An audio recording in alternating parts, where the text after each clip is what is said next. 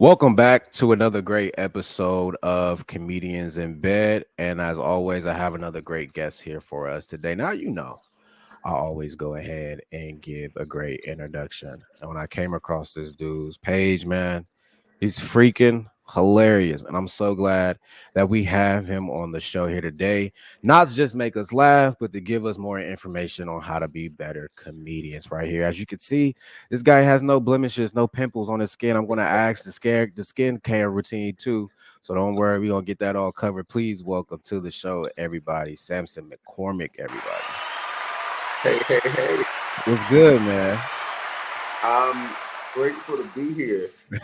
How are you doing today, man? First of all, let's ask that. I'm blessed. I'm any day we're alive and can do it again is a good day. So I'm good. Yeah, man. I definitely agree. I'm glad I'm talking to you, man, because yeah, my job's pissing me off. I was like, I need to have some laughs. Yeah, I know you ever been on that spot of your career where you be like, man, how much longer do I gotta do this? Well, I think that means either one or two things. It either means you really care about what you're doing, or it's draining you. And so I think you have to look at what the root cause is and then go from there. Yeah, I think it's working for the white man. I think that's what it is, really. Oh yeah, white. It's never fun working for white men. Because man, I be wanting to go to work in sweats and stuff. You can't do it. You got to dress all proper and stuff. And it's like, is it really that deep? Like, as long as the work is done. Right.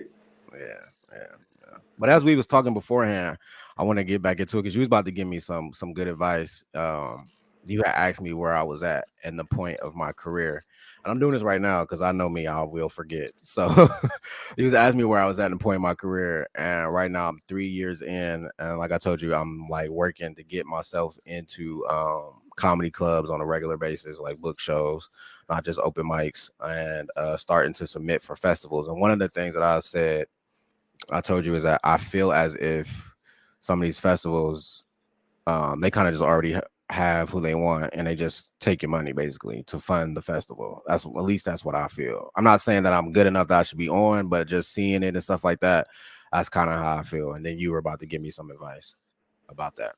Oh yeah. What a lot of festivals are. Well, first I got to say congratulations on 3 years. I appreciate that. That first year in comedy is sometimes a climb, especially now these days. I'm glad I started my career when I did because it would have been different starting now. So navigating now is it deserves props. I think serious props. Um, as far as the festivals go, I mean, of course, they're money grab. A lot of them are money grab, and I think you just have to be very intentional about what festival it is that you want to get into. And I think the easiest thing to do is if it's one that you can get to is just to show up to the festival and introduce yourself to people. Sometimes by doing that, you can get on a festival and you won't have to pay. You know, Mm, you're there at a show and you meet somebody, you say, "Hey, I'm Ty. I yeah, like what you're doing." And they, "Oh, you want to do 5 minutes? You want to do 10 minutes?" Somebody dropped out. Somebody didn't show up. I think that's the easiest way. Um, from there, I mean, it really is all about working your way from the ground up because a lot of the festivals now, they'll do things like they'll say, "Oh, well, we want more black comedians, or we want more women, or we want more, Asian or Pacific Islander comedians, or more gay comedians." And they'll put it out there. If you don't have representation and you want to get in the festival, send us your tape. But they aren't looking at your tape. yeah, They will do that so they can say, "No, we." But it's still a bunch of white men on the show, and maybe two women. yeah, And so it's politics. yeah. Also saw that somebody said that because I usually do Google Drive just because it's easier for me and I make sure that it is that anybody can watch it. But I did hear somebody say to put it on YouTube because you can actually see if, well, you can actually get numbers to see if they actually watch it instead of like wasting your time. Yes, that's how I found out they don't watch the tapes.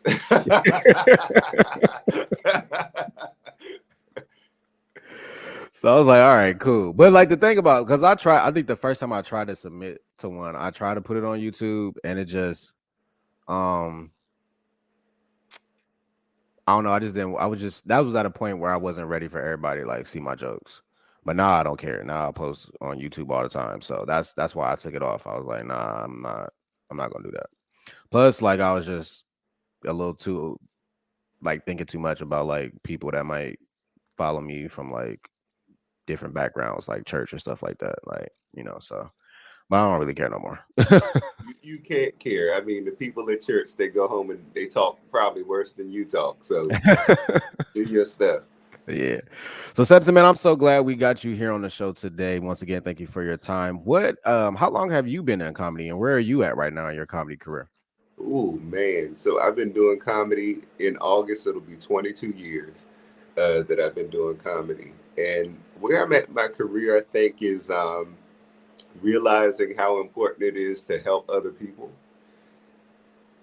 which that's not an easy realization to come to because, I mean, obviously you want success for yourself, but being a comedian who both is black and, I was one of the first black gay comedians really out in the game doing it.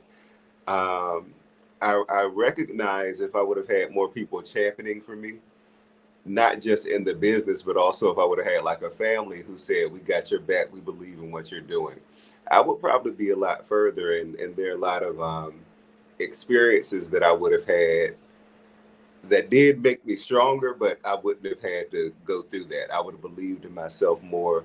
I would have felt safer because I do think a sense of security is important.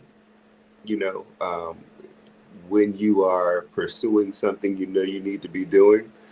But that's where I'm at. It's just, even after 22 years, I'm still growing. It's like any other relationship. You have to fall in love over and over again. Mm, yeah. Yeah. One things I realized, I don't think I realized it until I started doing comedy and seeing like the diverse backgrounds of so many people. I'm from Columbus and it's very diverse here. So like when I go to like mics and stuff, you'll see like pansexuals, you'll see trans, you'll see black, Asians, white, all that type of stuff. But then when you look on TV, you don't really see that same representation. Now it's starting to change. Yeah. But one thing I necessarily don't like is the fact that we don't have any black gay people. And the reason why I say that is because I don't think it's because of like sexual orientation. I just think it's because you guys are like fucking hilarious. And it's like that would make the most sense. Like we all like all girls, like Real Housewives of Atlanta, Beverly Hills Housewives, like they all got like gay friends and they make the show. And it's like, why aren't these people getting the opportunities that they need to shine and show their talent besides of like showing up and just checking the box? Yeah. Oh, I forgot to tell you. So I'm from DC, but I live in LA. I forgot to tell you that. Okay, okay, okay, okay. Yeah, again, when I was starting, is there weren't many, especially like gay comedians who weren't white. Yeah. And then I think maybe 5 or 10 years ago, no, about 8 years ago, it's like I woke up and I'm like, whoa, where did all these folks come from? And I was threatened by it, not talent wise, because I know I'm a great comedian, but it was if there were only a couple of us and it was hard to get work, and it's a bunch of us, how's anybody gonna get work? Right. And so I really had to challenge myself to celebrate other people. Like for instance, we have Gerard Carmichael now, and if Gerard Carmichael would have came out 5 or 10 years ago, I would have probably dropped dead. But I've grown to a point where I can look at somebody like that, and even though, because he dates white guys, so I'm pretty sure that helps him a little bit. Okay. Um, but even still, being able to say I know the type of challenges that we go through, and to see somebody like that get to where he just hosted the Golden Globes or something. Hmm. That's awesome. Yeah. I don't want him to come out again. Like, he was bi at first, and then he was gay, and I'm like, okay, dog. Like, let this be the last time. Like, I'm happy, I'm proud of you, I'm such a fan, but like, please don't come out again. Like, just. But I guess it's all a process. I don't know. Like, maybe he It was is. just bisexual, and then he was like, all right, no, I'm gonna be, gay, gay. No, he probably was gay, but when you tell somebody you're bi, especially as a black person, I think it's more palatable because, um, if you go, oh yeah, I'm bi, everybody, oh, you a wild nigga, but they still think that you're going to end up with a woman, Yeah, and that's a lot easier, um, you know, than for somebody to go, oh, I like dudes, because then what yeah. the hell wrong with you? Okay, I see your perspective now. I get it. So did you start doing comedy in DC, or did you start when you was in LA? Yeah, I started in DC back in the early 2000s at Teddy's House of Comedy. It was in Gallery Place, Chinatown, and it was Teddy Carpenter, who is a legendary Def Comedy Jam comedian. It was his club, Okay. and I'm happy that I started there because that was like one of those raw, hard Def Comedy Jam rooms where you had to go, you had to be funny, you had to be serious about what you were doing, and that gave me the grit that I needed to, you know, be in the business as long as I have. What how was doing comedy in DC versus doing comedy in LA? What's the Ooh, difference? that's easy. Doing comedy on the East Coast, period. If you are funny, you will get booked all the time. Period. It doesn't matter what you've been on. It doesn't matter who you are. If you're funny and you want to get on clubs, you want to get down to a club or get on shows or stages 7 nights a week, you can. Whereas in LA, it you can, but the bigger shows sometimes they want to know how many people you can bring, what you've been on, and that sort of thing. And in LA, there are more people who do comedy who do it not because they love comedy, they do it because they want to get on TV or whatever. And so a lot of those people, I don't like to judge people's talent because that's not my job. But um, I think they are better suited for maybe acting on a soap opera or something than doing comedy. I just say that. Two different ends of the spectrum. Okay.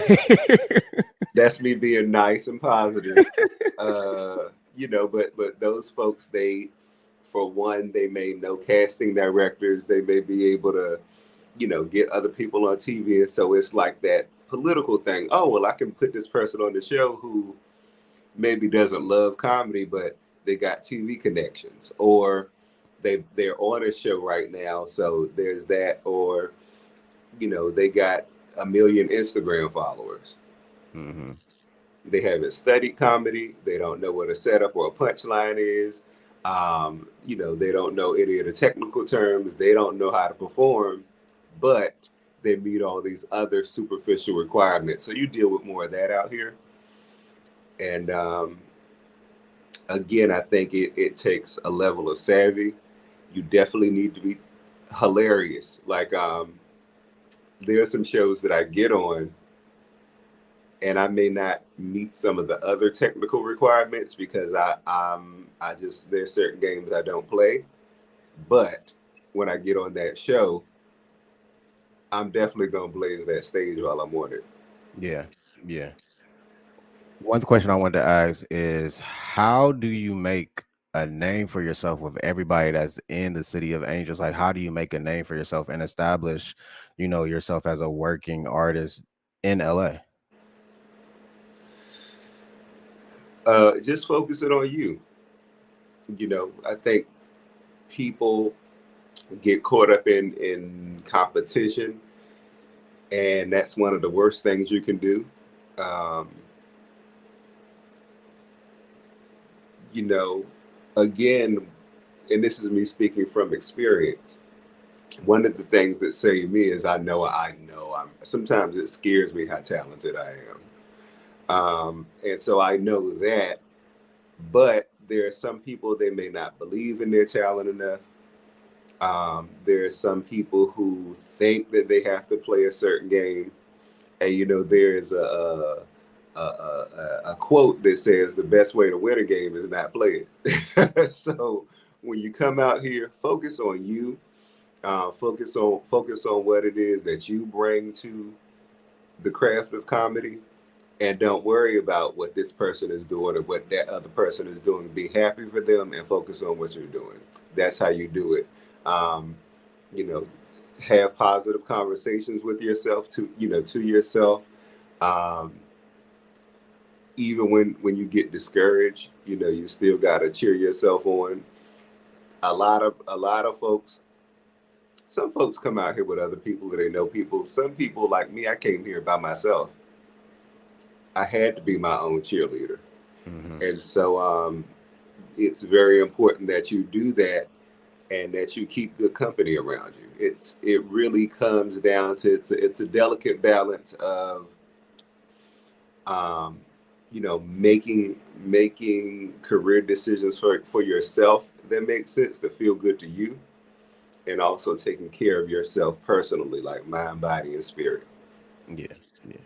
What made you move to LA? Weed. I'm playing. It wasn't weed. uh, I was in the Bay Area Hold for on now. The five weed, years. the weed actually there is actually pretty fire. I've tried it. Yes, the weed out here is pretty strong. I had to stop smoking it because it was too strong.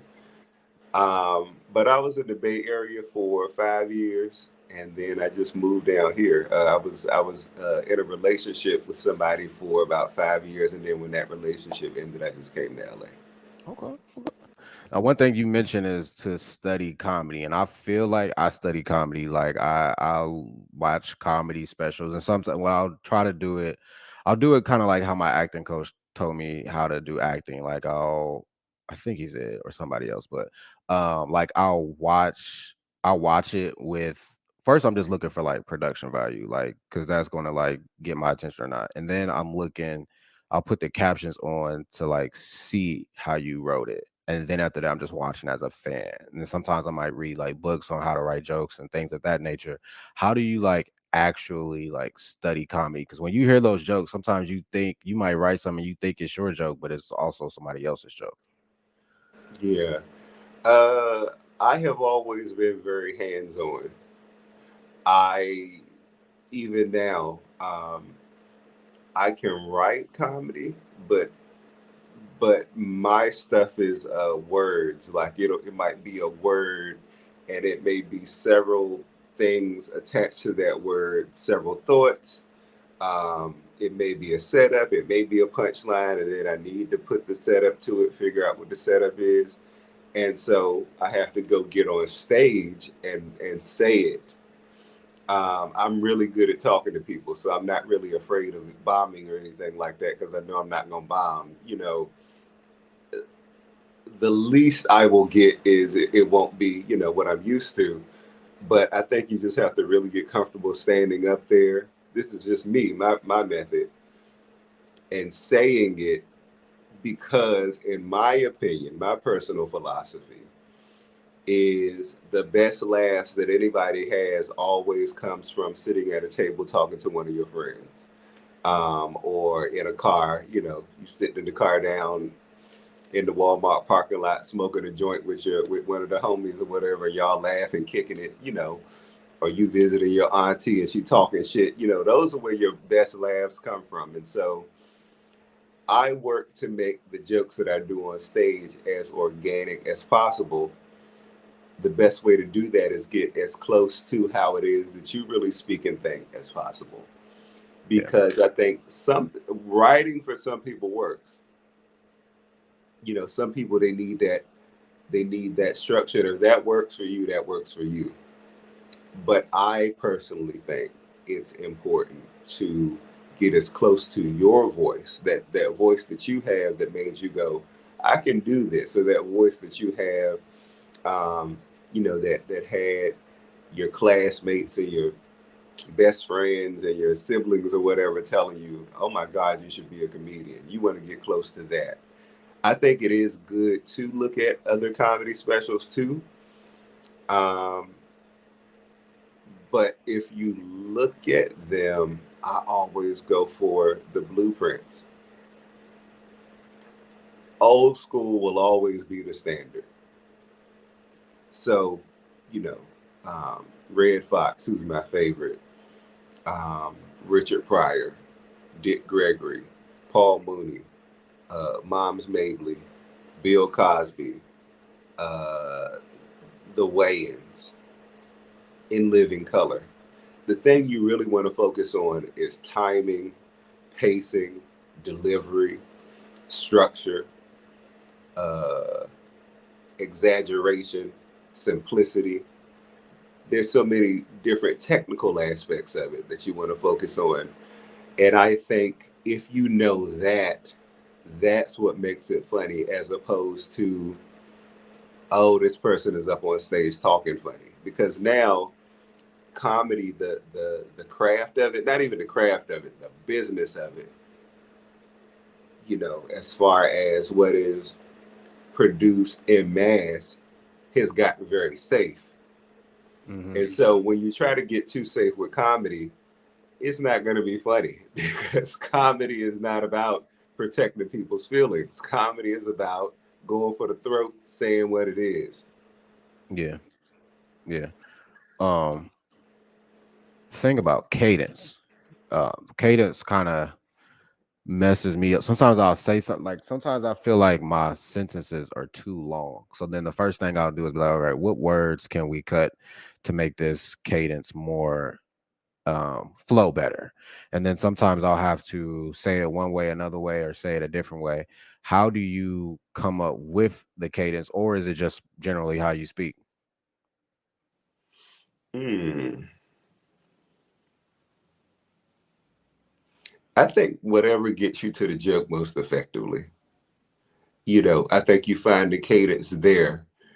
I think you do want to cut fat off jokes. You don't want to, go on and on and on and on and on too much. But I think whatever gets you to that punch line, that strong punch, whatever gets you there most effectively, you want to stick to that. Yeah, yeah.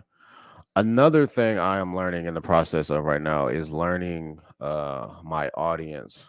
So like if I have like I can make any crowd laugh, but sometimes I may struggle with millennials in my age group, like 27 to 32 or whatever. But like if I'm in an audience full of older black people, I can make them laugh. So when it comes to different audiences, like sometimes I'm getting to the point now where I'll be like, okay, I'm seeing this crowd. I think I'm going to change my whole set. And then sometimes I'll be like, nah, I'm going to keep it. You know what I'm saying? So when you see different crowds, are you just going up there doing you, or you be like, all right, this crowd is this way today. I'm going to do things a little differently.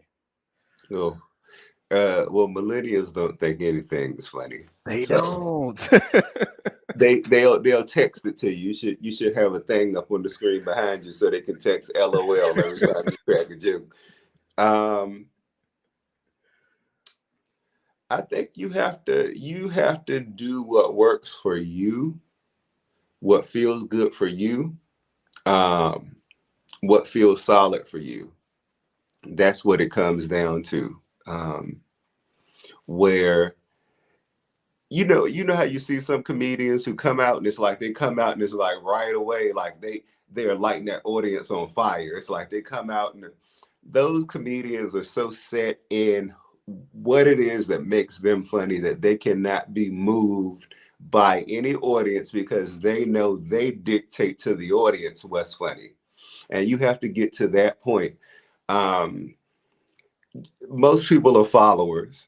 Most people are waiting to see if the person next to them is laughing, um, because they know, but they might not think that it's safe, um, or it's to a point now where people are so programmed to make sure it's okay before they do anything. They want to see if somebody retweets something first. They want to see if somebody laughs at it first. And so it is up to you as the person up there on that stage to dictate to the audience it is what it is and not be moved by their response. Yeah, yeah.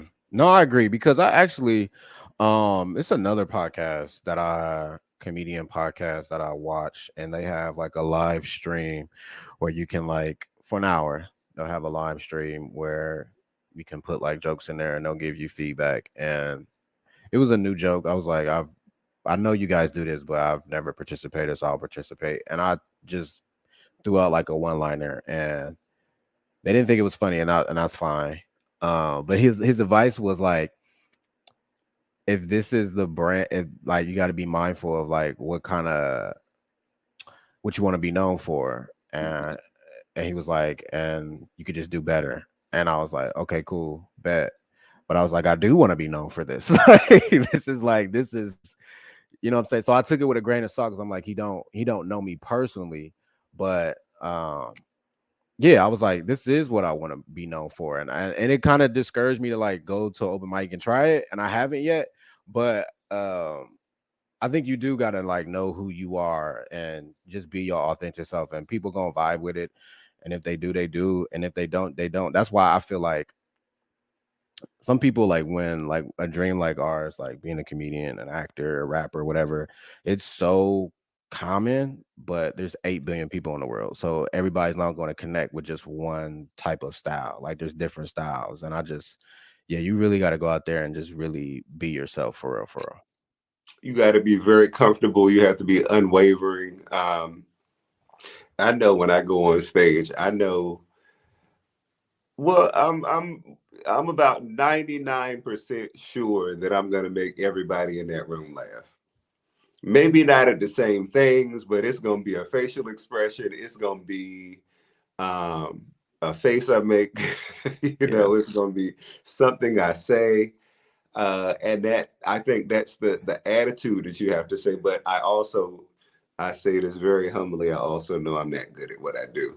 And then your attitude also had like if somebody was to say to me, "Oh, I don't think I'm gonna like whatever," they see a clip or something. I remember some clip got posted and some people wanted to talking shit about the clip. Um, and I just thought to myself, I was like, oh, whatever, because if you come to my show, you're gonna like me. You Yeah. know, if you come to my show, you're gonna find something interesting that I say, which is I also think that's important. Even if they're not falling out of the chair, be interesting because they still care about what you're gonna say next. Um, Yeah. I think it is important to be likable.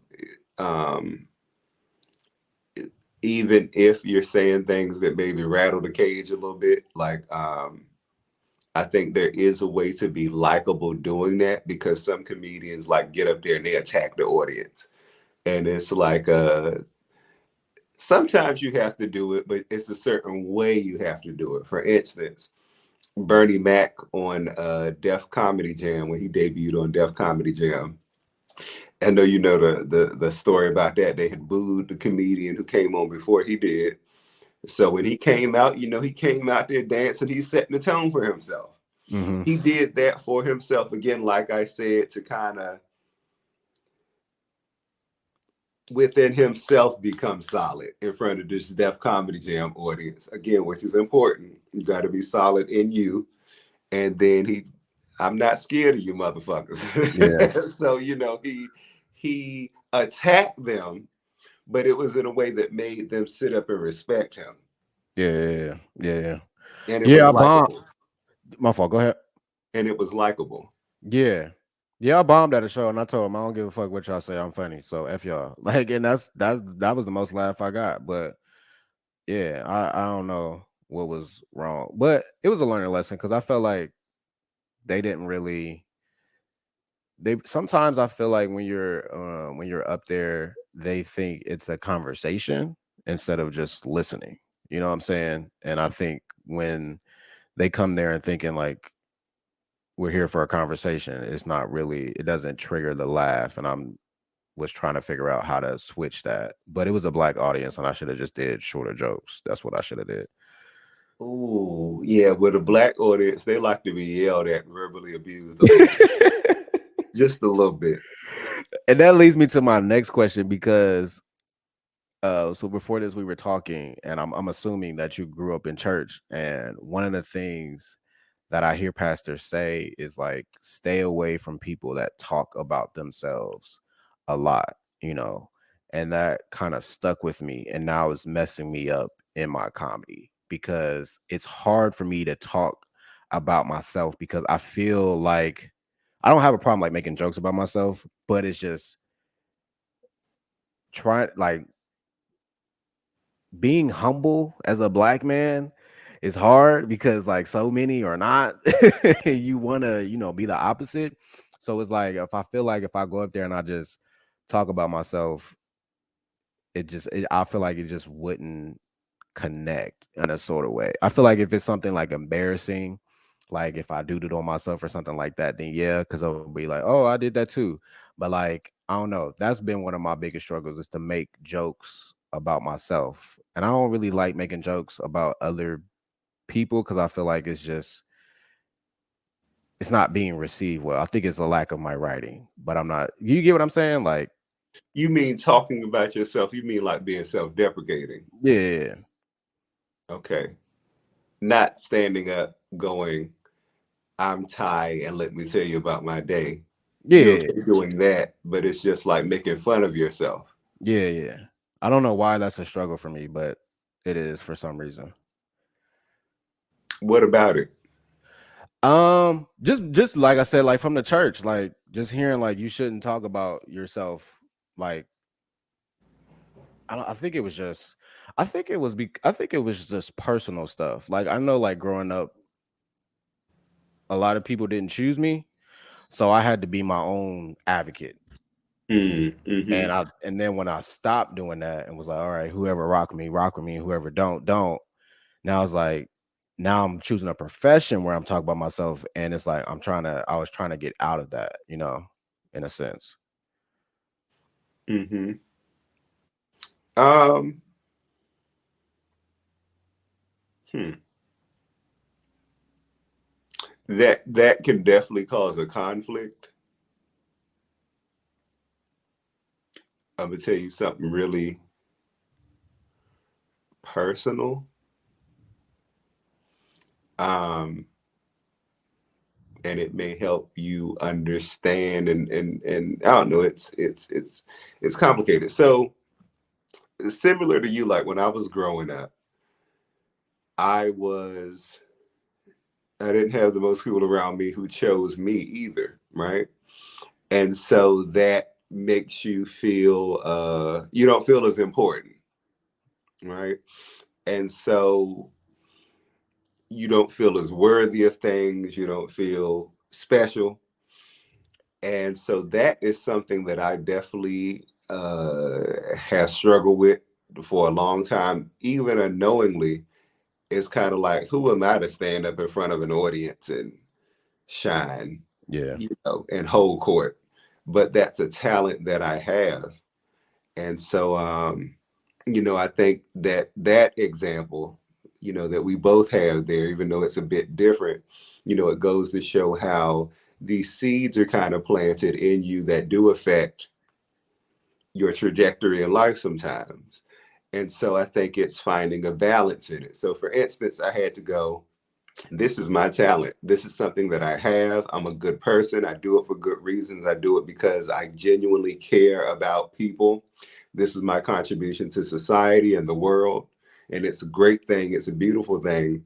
Um, you know, it's a lot better than spending that time internally tearing myself down to a point where I'm not effective in my life. And so I think you have to look at it like that. Um, where, you know, it's, of course, you find ways to respect yourself, but there's nothing wrong with saying, hey, I did something really silly and I got to tell y'all about Yeah. it. Yeah. You know, because what makes that funny is that there are people who, everybody has done something embarrassing, has done something, has thought something, has had an experience that was like embarrassing as hell. They fell down a flight of steps in front of somebody. They were having sex and they farted. Something Yeah. that they may not have told anybody. But if you stand up there and you go, you know, a cop pulled me over and I peed on myself. Yeah. Yeah. It's relatable for several reasons, but it instantly triggers this reaction from members of the audience because it becomes relatable to situations they've had that they ain't tell nobody about. Yeah. So even in your delivery, even if you go, all right, I'm gonna tell y'all something. All right, put your phone down. Put your phone down. Let me tell y'all something. Y'all ever peed on yourself? I peed on myself, and Right. now there's somebody there who did it before, and they're over in the corner laughing, and that's going to spread because people are going to start recognizing situations they've had that were embarrassing. Yeah. Yeah. Yeah. That's a lot different from standing up saying, "Oh, you know, calling yourself stupid or calling yourself dumb or, you know." I think there's a difference. It's one thing to go, oh, I'm, you know, whatever, versus let me tell y'all about this silly experience that I had. Yeah. Yeah. I think sometimes I just get like too in my head because I go up there and I told a story about the first time I got waxed, which was an Okay. interesting story. So I've done that. I do stuff like that. Um, but I feel like for me, sometimes like if it's an area, because growing up I was not confident. I had low self esteem, and I feel like I didn't get confidence and self esteem until the pandemic. And I feel like when it's incidents where I've never been in before, then that's where I kind of like my confidence is a little shaky. I'm confident in me, but confident in how I can handle it and stuff and what to do. I'm not always so clear. So my question to you would be, you seem like you have a lot of confidence. How did you get all this confidence that you have? Oh, oh. Um, well, Because that is part of the game of comedy. You got to go up there with a hell of confidence. yeah, there's some polarity in that. There's some people who have absolutely none. But they go up there and they don't care that they don't have it, which Yeah. is confidence. Yeah. That's confidence. And it works for them. Or there are some people on that other end who are perfectly okay with who they are. And however that comes out on stage, it just comes out and they don't care. So it's still confidence. I think the murky part is in the middle, you know. And for me, I think uh I was just, when I was younger, I was very blindly ambitious. Um, that's what saved me was when I was young, I was just blindly ambitious. I just was, you know, I just knew that if I wanted to do something, I would go do it. And I didn't think twice about what nobody thought or whatever. I just knew this is what I'm going to do and I'm doing it. So Hmm. it wasn't until I started encountering things like, oh,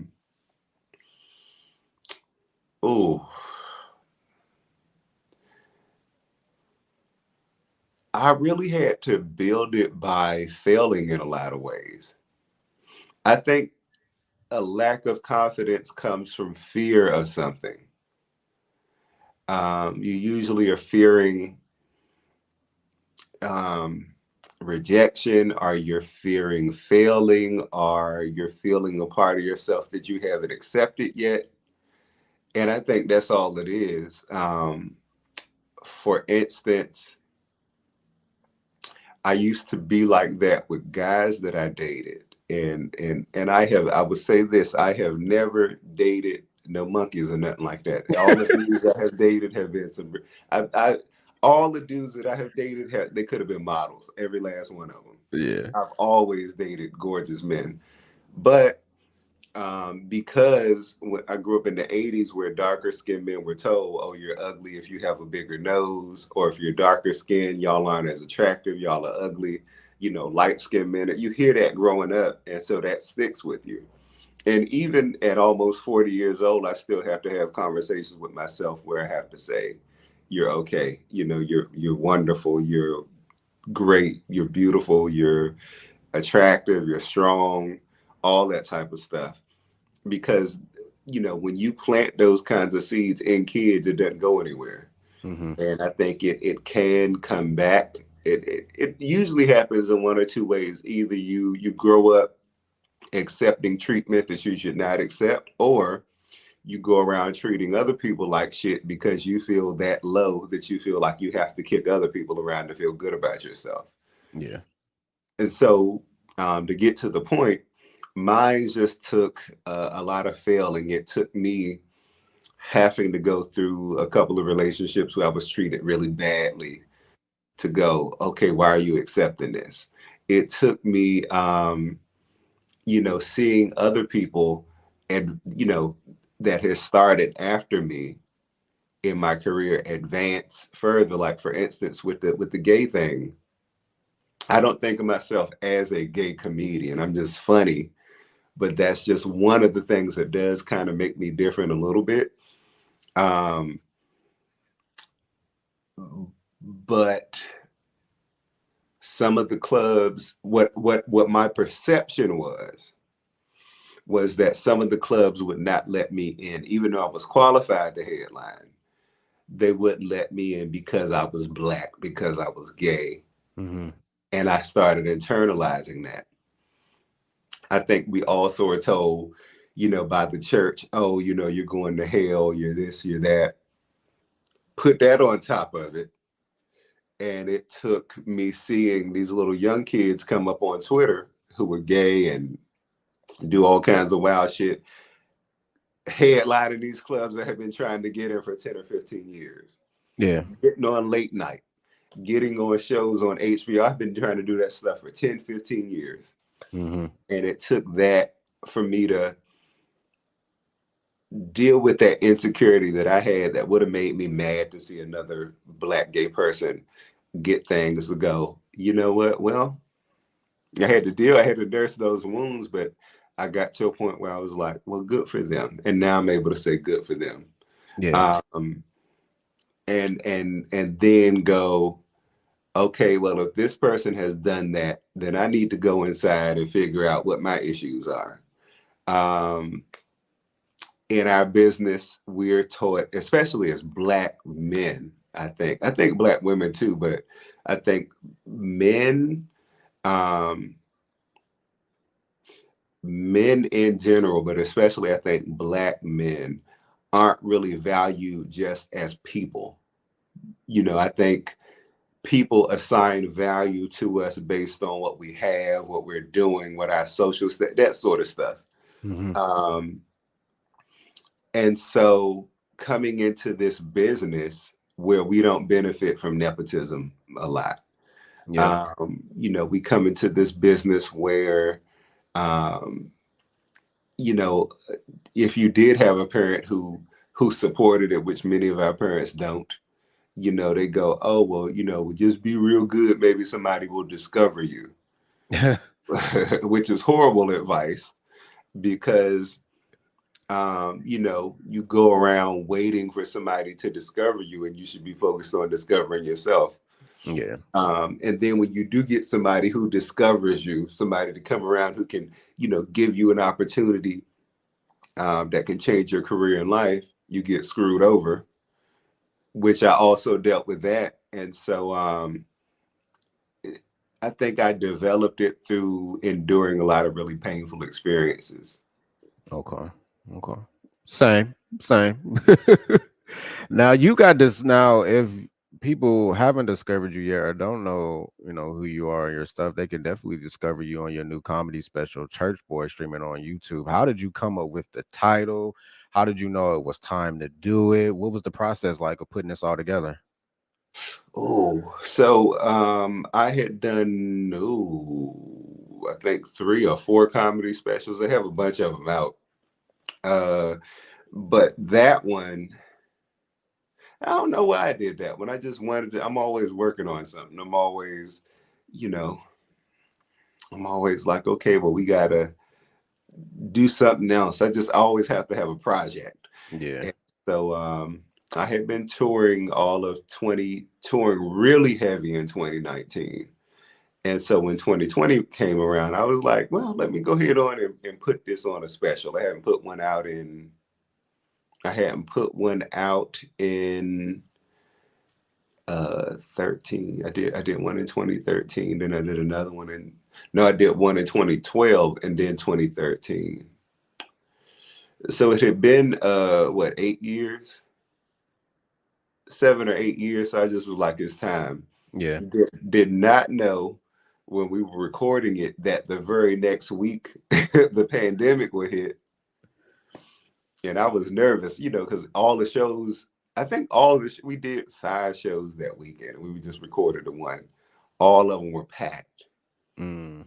And so I was nervous because I know that last show, they was like, yeah, everybody's dying. Especially if they've been in tight, hot spaces and, comedy clubs are tight and hot. Yeah, So yeah, I yeah. was like, well, this is the last one. And yeah, we put it out. We put it out like right at the height of the pandemic. And I think it genuinely is very polished and good. But because of that, it became my most streamed comedy special. Hella late, but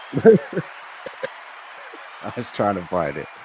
That's good. I'm definitely gonna watch that when we get off because I'm not just saying this because you're on here. You're hilarious, man. You're definitely hilarious for sure. Anybody Thank you. can learn from you. And not only are you out here doing comedy specials, man, you are producing films like the the one you're with now streaming on Amazon Prime. How does someone, because we always hear people like producing, like when it comes to comedy shows and stuff like that. So how did you get into producing other things and other materials and, show your other artistic gifts? Oh, because I really wanted to get on television and that was not working. As comedians, like if you want to you got to get on something. You got to, get on somebody's podcast. You got to get on somebody's sitcom. And I really wanted to do that, but I was trying really, really hard, and it just was not happening. So, and I was determined. I was determined. I said, I am getting on television. I Hmm. belong on TV, and I knew that. And I had been trying for years, and so I said, well, fine. I'm going to write my own script, and the first one was no, no, no, no, no, no. I kept saying it.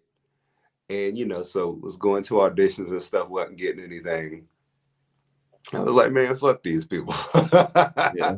So I met, okay. So I know I was determined. And then I had an apartment in Oakland. I was trying to get a roommate to come in. And so there was this guy who said he was a student at some art school in San Francisco. And he talked to me on the phone. And when he heard my voice, he said he thought I was an old Rastafarian dude that chewed on sticks and ate bean pies and sat on the porch. And I'm like, do I really sound like that? He was like, yeah, you got like this voice. And it made me like interested in you.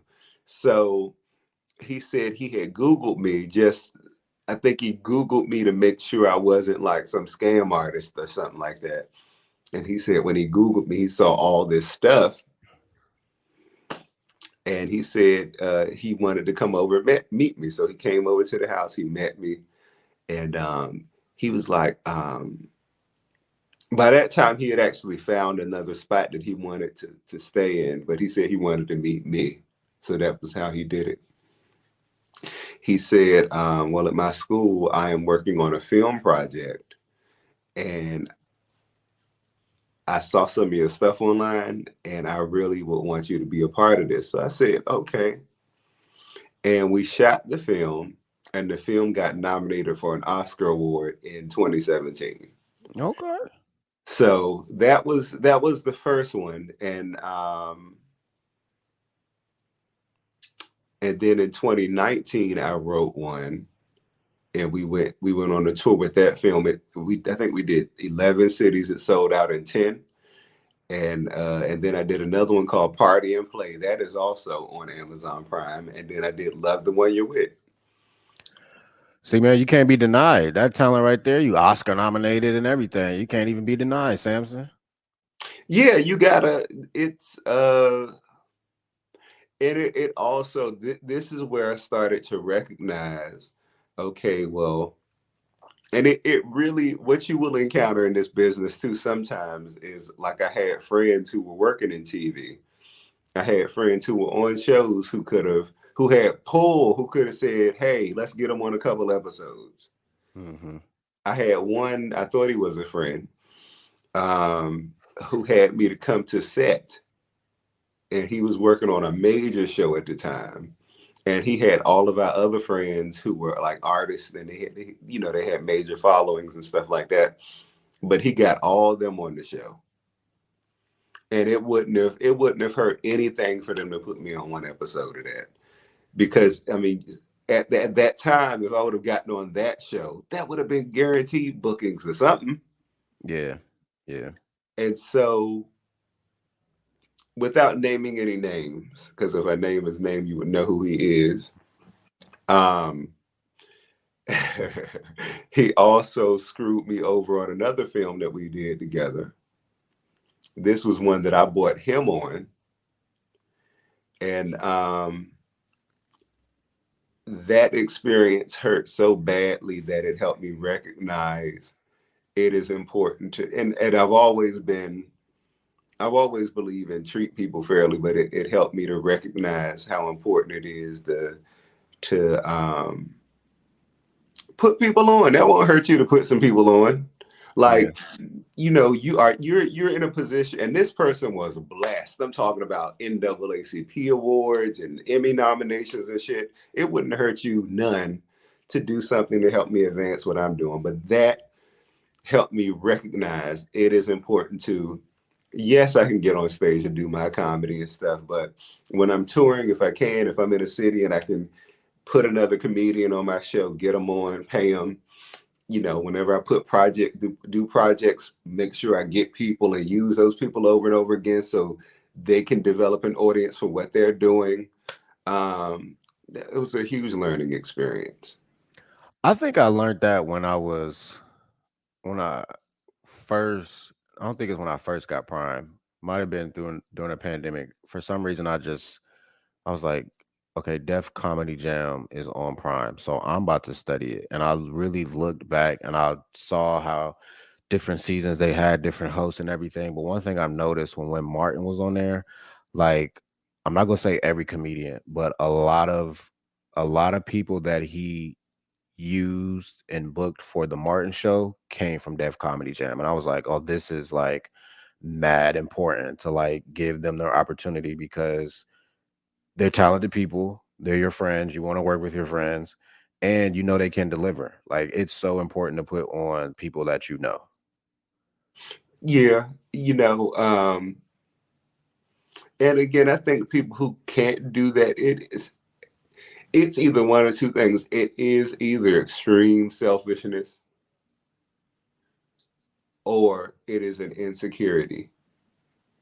Um, and mine's was, comedy was the one of the one things in my life that is like, okay, this is where I shine at. When I show up and do this, this is me. This is mine. Nobody can take this from me. Hmm. So in all those other areas in my life where, maybe we would go out and all my friends would get all the cute boys or, whatever, or, uh, you know, different areas of like people have, and it's like they have it all, or it seems like they have it all. In my experience, my perception was that I did not. But comedy was the one thing when I walked up on that stage, and that was mine. You know, that was mine, and I didn't want anybody to take that from me. And so I think I felt like sharing too much would take that away from me. But you know, as far as some people are malicious. You know, some people will intentionally step on people to, you know, keep them down. I never did that, but it was like if I saw somebody else getting too much shine, I wouldn't say threatened by it, but it would be like, well, what about me? Yeah, You know, yeah, yeah, yeah, for um, sure. my intention has never been to hurt anybody else. But I think, again, you really have to really believe so much in yourself that you can cheer for other people. Yeah. Now, real quick, one thing I noticed on your page is that you have a branding deal. How in the world did you get that? I don't think I've met anybody that had a branding deal that's not selling their body on OnlyFans. Ah, that's hilarious. I think I did it because I wouldn't sell my body on OnlyFans. Um, I think again, I'm very good at talking to people. I'm very good. Like I pay attention to people. Like I pay attention, even if it's a group. Like I'm there, and I think that the people who run that saw me, and they thought I would be great for it, and they reached out to me and asked me to do it. And so I was Okay. like, okay, I'll do it. Now, I did almost forget as we wrap this up. Now, a couple years ago, when I was researching you, I saw that you were at a club or show and you got attacked on stage. Now, this is something that people are, you know, accepting, I guess, ever since the Chris Rock and Will Smith thing. But let's be for real. This ain't the first time. It won't be the last time it's happened to a comedian. So, what was that experience like? And like, what happened? Like, Oh, so this particular incident happened 4 days before Chris Rock got slapped.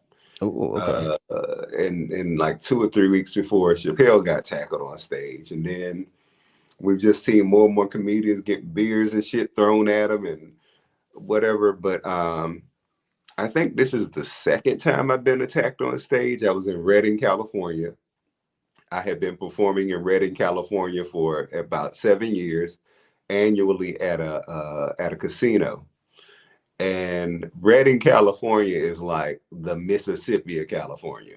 Um, It's like it's Hickville, California. And so, but I had never had a problem performing there. Like the audience is a little, you know, you go up there, you gotta the contract that you gotta perform for an hour. And so, you know, it can be a rocky 1 hour, but I like it because I always did the 1 hour. Like it was a personal challenge to get up there and make it through yeah. this 1 hour. So the last time I was there, which is last March, uh, I was performing and the show was going good. I'm like, whoo, you know, you be up there, if the audience is like, I don't know I don't know what be wrong with them, but you know, you be looking at your watch like, whoo, all right, I done got through 40 minutes, 20 more minutes left, whoo, and but it was going good. It was going better than some of the other shows. So this woman was yelling out, and I saw her from my peripheral, and I was like, well, "This lady don't be quiet in here." So I kept doing my shit. She kept screaming out. So finally, I was like, "Man, what is your problem?" And she was like, "You just so cute." And I'm like, "Well, thank you." And now shut up if I come over there and whoop your ass. You know, some people in the audience like a little bit of verbal abuse. And so when I said that, she laughed. And when she opened her mouth to cock her head back and laugh, she had, I lie to you not, Ty, 3.5 teeth in her mouth. You look like she'd be like snapping little donuts or little chocolatey clears or something with her mouth. So she did that. And it was like two here 3, and it was like a nub over here or something. You said a dub. He had a nub, and so I think I said something like that too. I was like, "Is that a nub? You got a nubby too? Smile again." And I said something like that, and I was like, "Oh, your smile real gummy," And so I'm just like, "So you got 3 teeth now? What is the half? Like, how did that happen? Were you biting something? Like, explain to the class why you had 3.5 teeth in your mouth." She didn't like that, so she got up and she came to the stage, and she's, talking shit or whatever. And I'm like, "Okay, calm down." And so she's like, and I realized she was on drugs. So that's where that half a tooth went. It was the drugs. So, so she's running around in front of the stage and whatever. And I just recognize, I'm not going to lie, I did antagonize her a little bit because she wouldn't leave me alone. I recognize that asking her about the amount of teeth in her mouth was a trigger for her. She would get, every time I would ask her that, she would go crazier. So I asked her again, and she got mad. She got pissed. It was no longer funny to her. And she stormed off.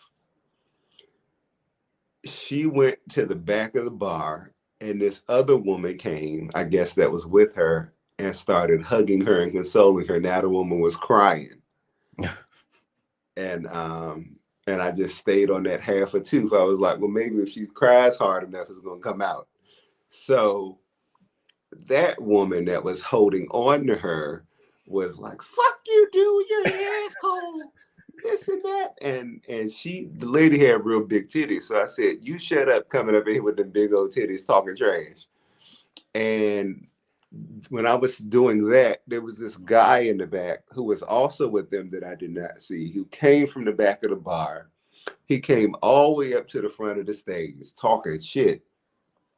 He got on the stage, got this close in my face, and I put the microphone down. I was like, "Okay, you're not running me off my stage." And then he said something along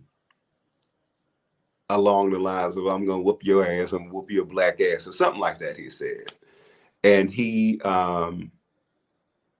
hit me in this jaw, and we fought.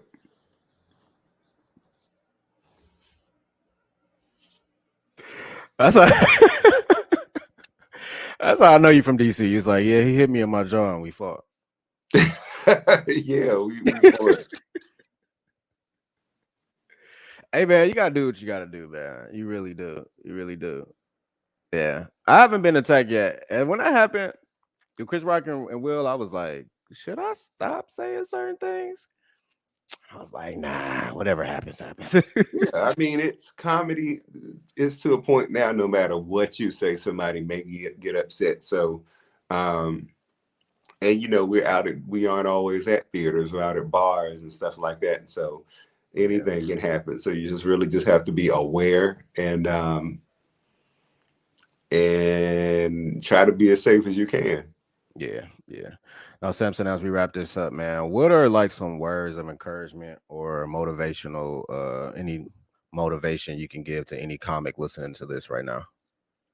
Oh, that's really simple. Be dedicated to your craft, be committed to it, love it. And when people hear the word love, they go, when you hear the word love, oh, you think, oh, it's going to be a walk in the park. It's going to be beautiful. And love means commitment. It means commitment to growth.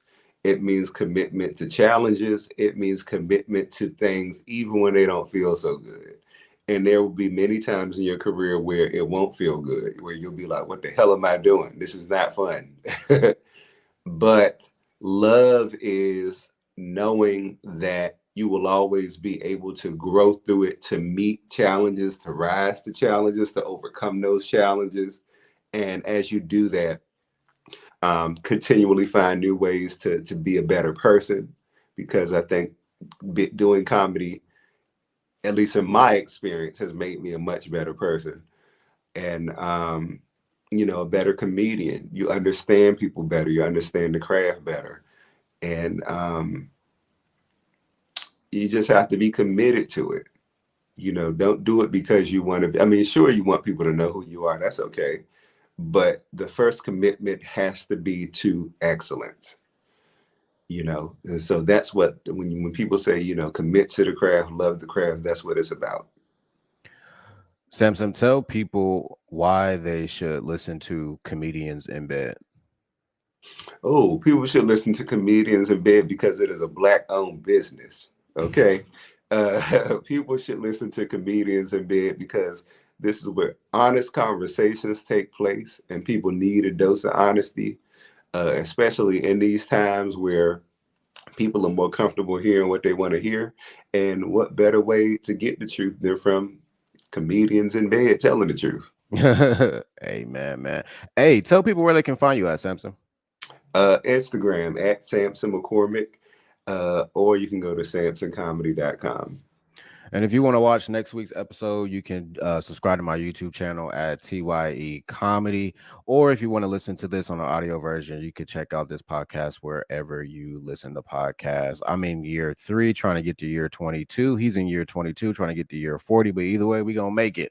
All right. We had Sampson Mccormick on the show. Everybody, please give him a follow. We appreciate you. And we'll see you guys next week.